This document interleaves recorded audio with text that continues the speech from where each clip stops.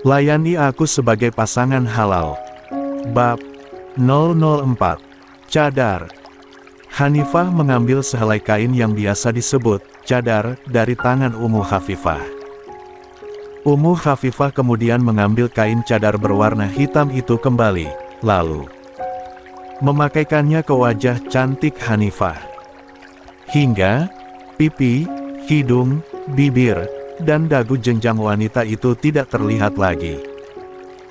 Dengan sorot mata yang menatap polos, Hanifah memerhatikan bayang wajahnya di depan cermin.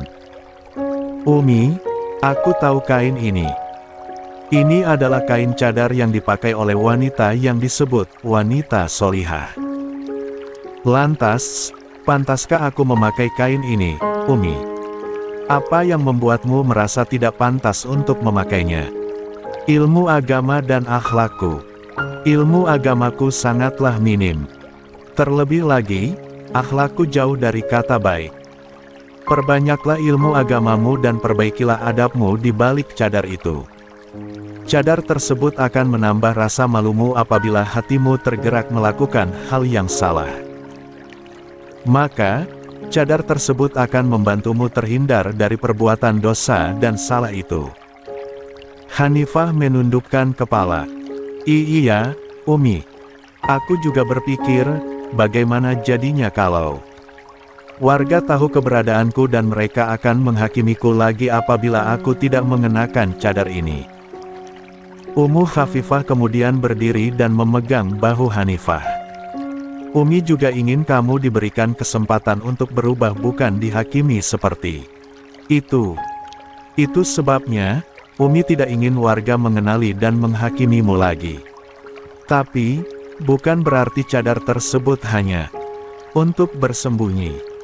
Melainkan, untuk memperbaiki diri juga, itu tujuan yang paling utama. Bismillah. Jika Umi tidak keberatan, bantulah aku, Umi. Jadilah putri kami." Hanifah terkesiap mendengarnya. Dia terdiam dengan bibir rapat nan kaku. Permintaan Ummu Khafifah tadi tentunya membuat dirinya merasa malu. Sebab, rasa tidak pantas wanita itu terlalu tinggi jika harus menerima tawaran sebesar itu menurutnya. "Putri kami," lirih Hanifah. "Iya, putri Abah dan Umi. Entah kebaikan apa yang pernah dilakukannya." Hanifah merasa bingung kenapa Allah masih baik kepadanya. Dosa besar telah ia lakukan, namun justru anugerah terbesar kini telah Allah berikan. Anugerah yang tidak pernah diduga-duganya sebelumnya. Dalam keterasingan sudut matanya memandang lautan wanita berjilbab panjang dan pakaian syari yang terjulur sempurna, Hanifah diperkenalkan sebagai putri dari pemilik pondok pesantren Al-Hikmah ini, yaitu Kiai Malik dan Ummu Khafifah. Semua santriwati begitu bahagia mendengar kabar itu. Sebab, wanita pemilik mata indah tersebut akan menjadi kawan mereka juga. Hanifah hanya bisa tersenyum canggung dari balik kain cadar berwarna putih yang ia kenakan. "Hanifah, ikut bersamaku, ya," ajak seorang wanita anggun, dengan lembut menepuk bahu Hanifah. Maaf, kamu siapa?" "Nak, dia Laila. Istri dari putra tunggal kami, yaitu Amar yang juga sudah menjadi kakak kamu. Maka dari itu, kamu juga bisa mengambil kakak terhadap Laila, karena dia kakak ipar kamu," terang Ummu Khafifah. "Oh, iya, Umi.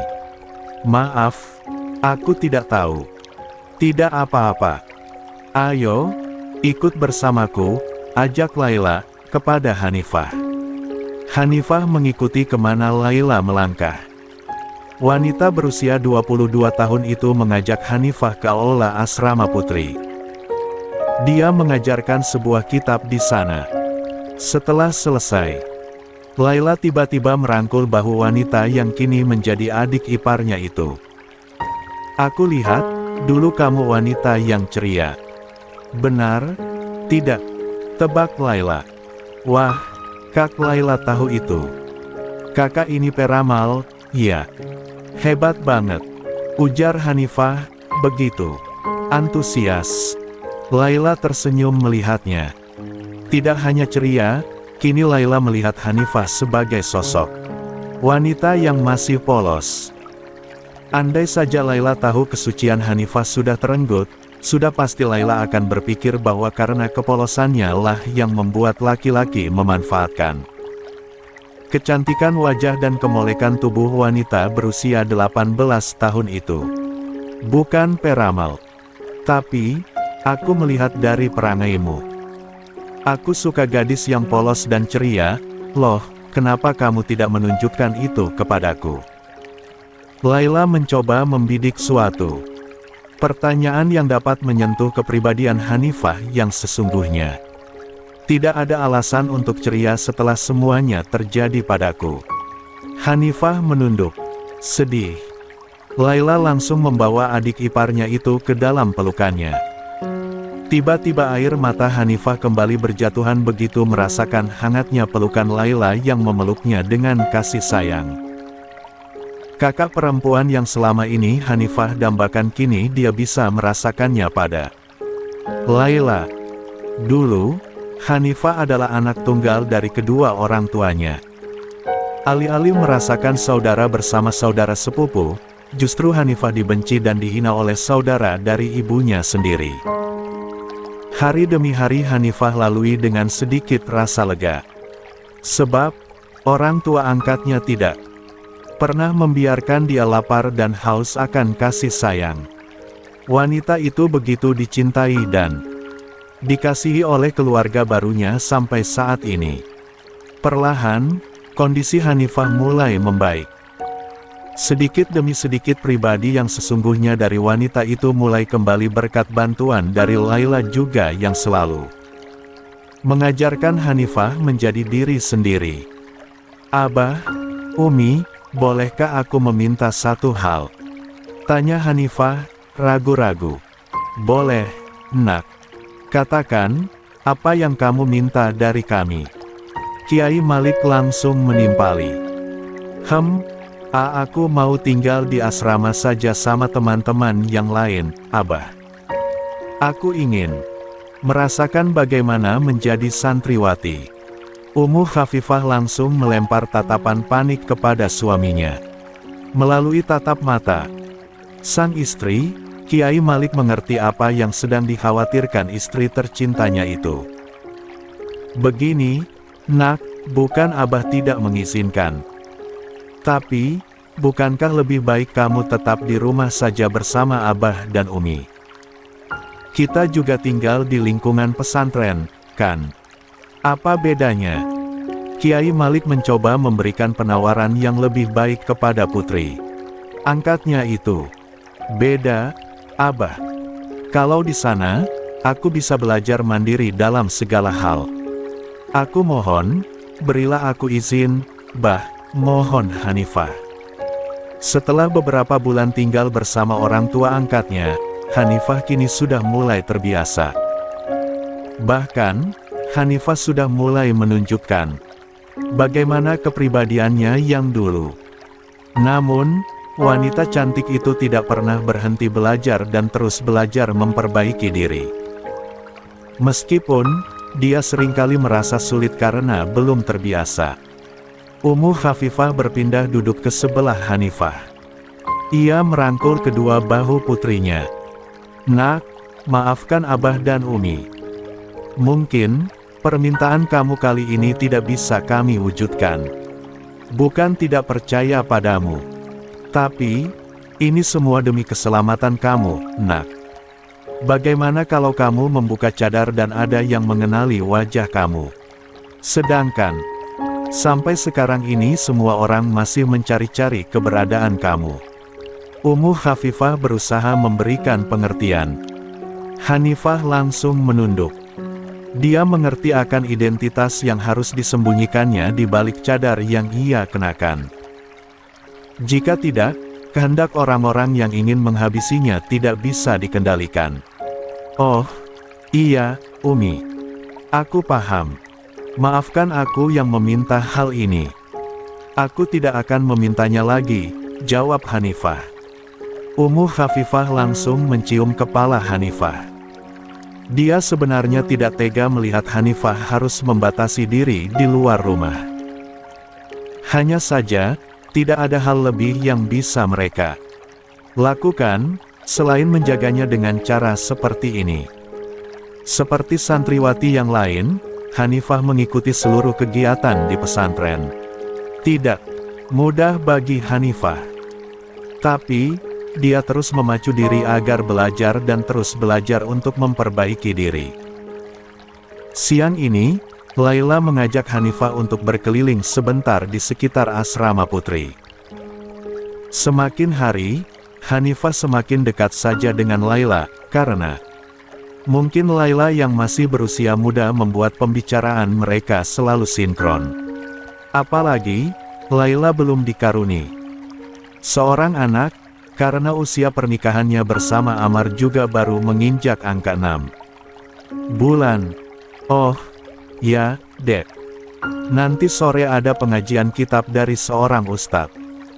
Setelah berbulan-bulan pengajian tersebut tidak diselenggarakan, sekarang akan rutin diselenggarakan lagi setiap sore karena ustadz yang akan mengisi pengajian kitab tersebut tidak sibuk lagi dan sudah bisa aktif lagi di pesantren, kata Laila, memberitahu Hanifah. Oh, iya, Kak. Apa aku harus ikut? Banyak sekali yang harus kuikuti, Kak, rasanya aku lelah, keluh Hanifah, dengan polosnya. Laila tersenyum. Dek, kamu merasa lelah karena belum terlalu ikhlas dalam menjalankan semuanya. Tapi, tidak mengapa, kamu seperti itu karena belum terbiasa. Percaya sama aku, suatu saat nanti kamu pasti bisa berlapang dada, hingga semuanya terasa ringan. Jangan berhenti untuk terus belajar memperbaiki diri. Baik, Kak. Maaf kalau aku bilang lelah begitu saja. Iya, tidak apa-apa. Aku paham. Tapi, lain kali tidak usah terlalu banyak mengeluh dalam berbuat kebaikan ya, Dek. Agar hatimu semakin dikuatkan oleh Allah, nasihat Laila lagi. Hanifah tersenyum dan menganggukkan kepalanya, patuh. Meskipun, sebenarnya sedikit berat untuk dia melakukan semua itu. Sore harinya, seperti yang dikatakan oleh Laila siang tadi kepada Hanifah, sore ini seorang ustadz akan memimpin sebuah pengajian kitab. Hanifah dan beberapa orang santriwati sudah menunggu di musala khusus putri. Bismillah. Ana sudah siap bertemu Ustadz tampan, ujar seorang santriwati. Astagfirullah. Anti niatnya menuntut ilmu atau menuntut jodoh. Tidak boleh seperti itu. Apabila kita hendak mengaji, jangan lupa meluruskan niat supaya ilmu yang kita terima itu berkah. Nasihat santriwati satunya lagi. Iya, paham. Tapi, santriwati yang lain pasti juga mengharapkan ustadz tampan kita. Kan? Ngaku saja. Apalagi, ustadz kita itu masih lajang. Mendengar suara-suara itu, Hanifah bergidik ngeri. Dia memang tipe wanita yang tidak pernah terang-terangan mengakui jika seorang pria itu memang tampan. Aku pikir Ustadz Rama yang paling tampan dan banyak dikagumi kaum wanita. Ternyata, di sini mereka juga mempunyai ustadz tampan seperti yang mereka sebut-sebut. Tadi, cicit Hanifah bersuara pelan. Semoga dengan hafalan yang aku punya, Allah mengirimkan jodoh yang bisa membawaku semakin dekat dengannya. Apalagi, seperti ustadz tampan, doa seorang santriwati, menengadahkan kedua tangannya. Idih, kenapa pada lebay banget, sih? Seganteng apa ustadz-ustadz yang mereka kagumi itu? Apa iya, ya, bisa mengalahkan ketampanan Ustadz Rama? Aku sih, no. Ragu sama penglihatan mereka, cicit Hanifah lagi, mulai tidak bisa menjaga ucapannya. Namun, beberapa saat setelah dia mengatakan itu, Hanifah mengatupkan bibirnya rapat-rapat. Dia teringat bahwa dia harus menjaga ucapannya. Istighfar, Hanifah, istighfar. Kamu tidak boleh mengecewakan Abah dan Umi. Harus berubah agar Abah dan Umi tidak sia-sia memelihara kamu, kata Hanifah, mengusap dadanya pelan. Memelihara. Kayak hewan saja, lanjutnya, bergumam. Tak lama, suara-suara obrolan santriwati semakin terdengar. Bahkan, tampak beberapa orang santriwati tengah histeris melihat kedatangan seorang pria berusia 25 tahun. Hanifah ternganga melihat respon mereka. Bahkan, beberapa orang santriwati setengah berdiri demi melihat ustadz idola mereka yang ternyata sudah datang dan memasuki musalah khusus asrama putri. Kenapa mereka sampai segitunya, sih? Aku jadi penasaran, siapa yang ada di depan? Hanifah berusaha berdiri. Tapi, tangannya ditahan oleh seorang temannya.